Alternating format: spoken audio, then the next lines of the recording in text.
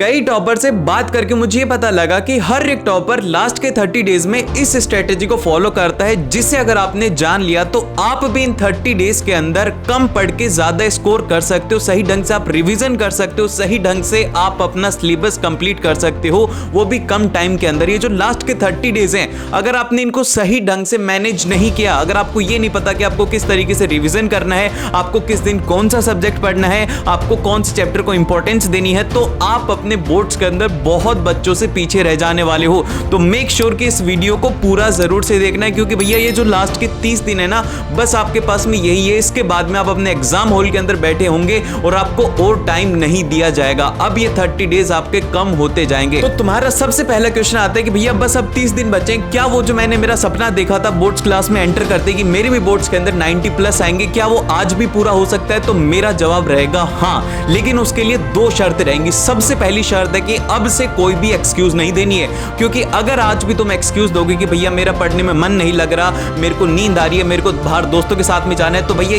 ये टाइम अगर निकल गया ना, इसके बाद में कोई भी अपॉर्चुनिटी नहीं मिलेगी। और सेकंड शर्त ये है कि तुम्हें अपने आप के ऊपर विश्वास रखना होगा, बिलीव योरसेल्फ रखना होगा, क्योंकि मैनिफेस्टेशन से हर एक चीज होती है। आप अपने जो टारगेट है उसको हर जगह पे चिपका दो, दीवारों पर चिपका दो, अपने टेबल के ऊपर लिख दो कि यस आई विल स्कोर इतने मार्क्स। मेरे को भी कमेंट्स में बताओ कि भैया कितना स्कोर करना चाहते हो। अगर तुम ये चीज बार बार बोलते हो तो ये चीज हमेशा होती है। तो अपने टारगेट को वही बनाओ कि yes I will score 95% in boards. मैं आपको बोल रहा हूं, अगर आपने ये चीज को बोला तो आप कर सकते हो उसे। तो अभी ये जो हमारे पास में लास्ट के 30 डेज है ना, इसे हम लोग 3 स्लॉट में डिवाइड करने वाले हैं। इसमें हमारा फर्स्ट स्लॉट रहेगा 7 दिन का, दूसरा रहेगा 7+7 का, और लास्ट रहेगा हमारे पास में 9 डेज का। अब ये मैं आपको डिटेल के अंदर बताता हूं कि आपको इनमें क्या करना और कैसे करना है। तो अब ये जो हमारे फर्स्ट 7 डेज है ना, इसे में हमें रिवीजन करना है। अब मैं आपको बताता हूं कि आपको क्या रिवीजन करना है। देखो, हमारा जो रोड मैप है वो इस तरीके से रहेगा कि आज अगर आप वीडियो देख रहे हो 16 जन को, 17 जन को, जितने को भी देख रहे हो, आप उस अकॉर्डिंग इसे मॉडिफाई कर लेना। और लास्ट में आपको अपना जो सिलेबस है वो ये मान करके चलो कि आपको 18 फेब से पहले पहले कंप्लीट करना ही करना है, ठीक है?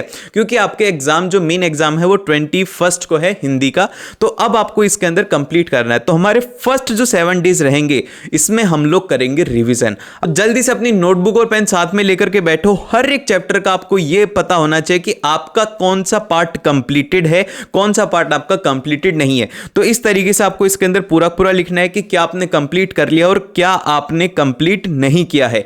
अब यहां पर एक बात ध्यान देने वाली है कि अब आप ये वाला पार्ट स्टार्ट करने लग जाओगे, नोट कंप्लीटेड वाला, तो भाई ध्यान से सुनो मेरी बात, आपको कंप्लीटेड के ऊपर फोकस करना है, क्योंकि हमें हमारा कॉन्फिडेंस लेवल बूस्ट करना है। जब हम वो चीजें करेंगे जो कि हमने ऑलरेडी कर ली है, तो उससे हमारा कॉन्फिडेंस लेवल बूस्ट होगा। अगर तुम स्टार्टिंग में जाती नोट कंप्लीटेड के अंदर एक ऐसा हार्ड चैप्टर उठा लेते हो जो कि तुमसे नहीं होगा, तो वहां पर ही तुम्हारा कॉन्फिडेंस लेवल डाउन हो जाएगा, तुम्हें लगेगा कि यार मेरे से होगा ही नहीं। तो इसीलिए क्या करना है, सबसे पहले जो हमने कंप्लीट कर रखे ना, जिन चैप्टर को हम अच्छे से पढ़ चुके हैं, उन चैप्टर के ऊपर हमें फोकस करना है। और उन चैप्टर को करने के बाद में फिर हम लोग नोट कंप्लीटेड की तरफ जाएंगे। अब ये जो रिवीजन है, इससे हम लोग किस तरीके से करेंगे? रिवीजन करने का हमारे पास में सिंपल सा तरीका रहेगा, वो रहेंगे हमारे नोट्स। सबसे पहले हम नोट्स को पढ़ने बैठेंगे और नोट्स से ही हमें पढ़ना है। और कोई भी जैसे कि रेफरेंस बुक है बहुत सारी, इनके अंदर टाइम वेस्ट नहीं करना है। नोट्स और एनसीईआरटी को आपको प्रेफरेंस देनी है।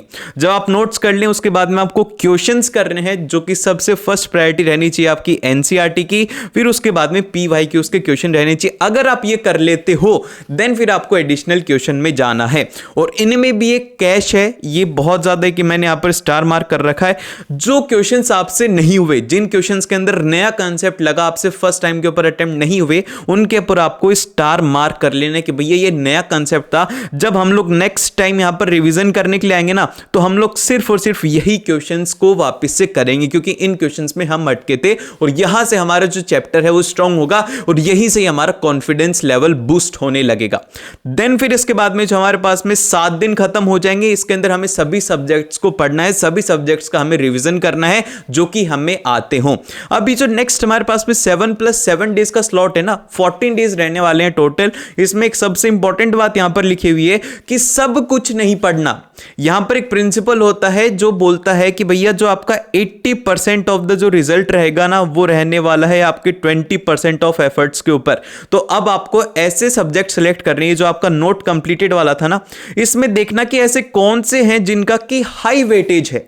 ठीक है, ये आपको देखना है कि इनमें ऐसे कौन से हैं जिनका कि हाई वेटेज रहने वाले हैं। जैसे कि फॉर एग्जांपल के लिए मैं आपको बताता हूं कि जो इलेक्ट्रिसिटी हमारा चैप्टर है ना फिजिक्स के अंदर, इसका जो वेटेज है वो रहता है करीब करीब 10 मार्क्स का। ठीक है, 10 मार्क्स का वेटेज रहता है। तो भैया बहुत ज्यादा इंपॉर्टेंट चैप्टर है, तो हमें इसके ऊपर फोकस करना है, ना कि हमें कोई एक ऐसे सिंपल से चैप्टर जैसे कि आप मान लो कि ह्यूमन आई है, वो आपने नहीं पढ़ रखा और उसके वेटेज रहता है आपके पास में 3 से 4 मार्क्स का, तो आपको सबसे पहले प्रायोरिटी देनी है अपनी इलेक्ट्रिसिटी वाले को, जो कि आपका हैवी वेटेज वाला है, जिसके अंदर हाई क्वेश्चंस आने की प्रोबेबिलिटी है। तो सबसे पहले आपको उन चैप्टर को कंप्लीट करना है। एंड एक और इंपॉर्टेंट बात कि अगर कम टाइम है, अब जैसे कि आपने के बड़े बड़े चैप्टर बचे हुए, इलेक्ट्रिसिटी बचा है, कार्बोनेटेड कंपाउंड बचा है, कंट्रोल एंड कोऑर्डिनेशन बचा हुआ है, तो अगर ये चैप्टर हैं तो इनको कोशिश करना कि आप जल्दी कंप्लीट करो, क्योंकि इन चैप्टर से ज्यादा वेटेज आपके एग्जाम के अंदर आएगा।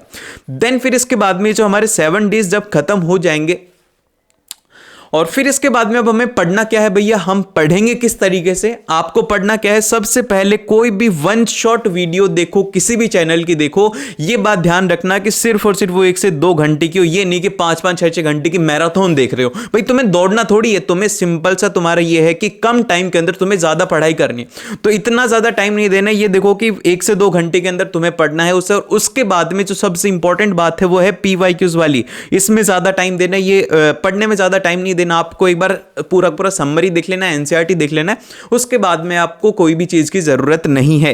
नोट्स आपको देखने हैं, फिर उसके बाद में आपको NCERT करनी है। अगर आपने नोट्स नहीं बना रखे हैं तो इस टाइम के ऊपर नोट्स मत बनाना, क्योंकि ये आपका टाइम वेस्ट कर देगा, और आपको ऐसी कोई भी जगह के ऊपर अपना टाइम इन्वेस्ट नहीं करना है जहां से कि आप लोगों को कोई भी रिजल्ट ना मिले। देन फिर इसके बाद में जो नेक्स्ट है कि भैया अगले जो हमारे 9 दिन रहने वाले हैं, अब इनमें हम लोग क्या करेंगे। इनमें आपको 3 काम करने होंगे। सबसे पहला रिवीजन करना होगा, हर दिन आपको रिवीजन करना है, क्योंकि एग्जाम आपके बहुत ज्यादा पास आ गए होंगे इस टाइम के ऊपर, और आपको रिवीजन करने की बहुत ज्यादा जरूरत है। जैसे ही आप पढ़ने के लिए बैठो, जब आपका टाइम टेबल जैसा भी हो, उसके अंदर आपको सबसे फर्स्ट जो आपका हार रहेगा, मॉर्निंग के अंदर और नाइट के अंदर आपका दोनों 1-1 घंटे का आपको इसमें रिवीजन करना होगा। आप इसमें सब कुछ पढ़ोगे, जो भी आपने पढ़ा है, जितने भी चैप्टर हुए, आपके फॉर्मूलाज हो गए, आपके इंपॉर्टेंट रिएक्शंस हो गए, आपके डायग्राम हो गए, ये सब आपको इसके अंदर रिवाइज करना है। देन फिर इसके बाद में आपको ये जो 9 डेज है, इनके अंदर हर एक दिन सैंपल क्वेश्चन पेपर करना है। ये करना बहुत ज्यादा इंपॉर्टेंट है, क्योंकि इसी से आपको पता लगेगा कि आपको क्या चीजें आ रही है, क्या चीजें नहीं आ रही। और अगर आपने सैंपल क्वेश्चन पेपर नहीं किए तो आप सीधा ये मान लो कि आप बिना अभ्यास के सीधा युद्ध लड़ने चले गए हो, आपको पता ही नहीं लगेगा कि क्या आप कौन सी सिली मिस्टेक्स कर रहे हो, आपसे टाइम पर लिखा जा रहा है, नहीं लिखा जा रहा, पेपर छूट रहा है या नहीं छूट रहा। तो वो सब चीजें आपको सैंपल क्वेश्चन पेपर से पता लगेंगी। अब सवाल ये आता है कि भैया सैंपल क्वेश्चन पेपर कहां से आएंगे, तो इसका तुम चिंता मत करो, सैंपल क्वेश्चन पेपर मैं तुम्हें प्रोवाइड करवाने वाला हूं। नीचे तुम्हें एक टेलीग्राम चैनल का लिंक मिलेगा, वहां पर जाकर के तुम क्लिक कर देना, वहां पर तुम्हें इंपॉर्टेंट क्वेश्चंस भी मिलेंगे, प्लस ऑफ यहां पर तुम्हें पेपर भी मिलेगा, जिसमें कि मैं आपको डिटेल्ड सॉल्यूशन भी दूंगा और आपको यह भी बताऊंगा कि आपको कौन से पॉइंट के ऊपर मिस्टेक्स आप लोगों से जर्नली होती हैं। तो भैया क्लिक करके जल्दी से उसको ज्वाइन कर लो। फर्स्ट 100 कोड को यूज में लेना, जिससे कि जो फर्स्ट 100 स्टूडेंट रहेंगे उनको 50% डिस्काउंट मिलने वाला है। तो ये जरूर से करना, सैंपल पेपर करने बहुत बहुत ज्यादा जरूरी है। तो मेक श्योर कि टेलीग्राम चैनल को आप जरूर से ज्वाइन करो, और इसके अंदर सभी सब्जेक्ट के सैंपल पेपर मैं आपको प्रोवाइड कराऊंगा। बहुत ही मिनिमल सी कॉस्ट है, बहुत बहुत कम कॉस्ट है कि आपको जो 6 के 6 सब्जेक्ट है उनके 4 से 5 सैंपल पेपर आपको इसमें देखने को मिलेंगे। तो जरूर से ज्वाइन कर लेना। अब इसके बाद में जो हमारा नेक्स्ट है वो ये है कि अब ये 2 चीज काम हमारे इंपॉर्टेंट, यहां पर हमें कोई भी नया टॉपिक नहीं लेना जब तक कि हमारे ये 2 काम दिन में नहीं हो रहे। उसके अलावा हम कुछ भी नहीं करेंगे, हमारी प्रायोरिटी रहेगी रिवीजन और सैंपल पेपर। और अगर फिर भी हमारा कोई एक ऐसा चैप्टर बच रहा है जिसका कि एग्जाम के अंदर आने का वेटेज ज्यादा है, हम उस चैप्टर को उस बचे हुए टाइम के अंदर करेंगे, और उसका हम टाइमर लगा के रखेंगे कि भैया हमें उसे 2 घंटे या 3 घंटे के अंदर करना है, इससे ज्यादा टाइम हम उसे नहीं दे सकते। क्योंकि अगर हम वो चीज चीज भूल जाएंगे जो कि हमने पढ़ी है, तो यहां पर हमारा सबसे बड़ा नुकसान है। तो इससे आपको बिल्कुल भी मिस नहीं करना है। देन फिर इसके बाद में जो हमारा सैंपल क्वेश्चन पेपर रहेगा, आप लोगों को जो भी सैंपल पेपर आप सॉल्व करोगे उसको आपको चेक करना है। अब चेक किस तरीके से करोगे, जो क्वेश्चंस नहीं आए ना, जैसे कि जिस भी टॉपिक से, फॉर एग्जांपल कि आपको क्वाड्रेटिक इक्वेशन से नेचर ऑफ फ्रूट के ऊपर नहीं आ रहा, तो आपको पूरा पढ़ने की जरूरत नहीं, आपको उस टॉपिक को जाकर के पढ़ना है कि यहां पर मेरे से क्या गलती हुई, क्या मेरी मिस्टेक रही है, उसको लिख देना और उसको आपको सॉल्व करना है।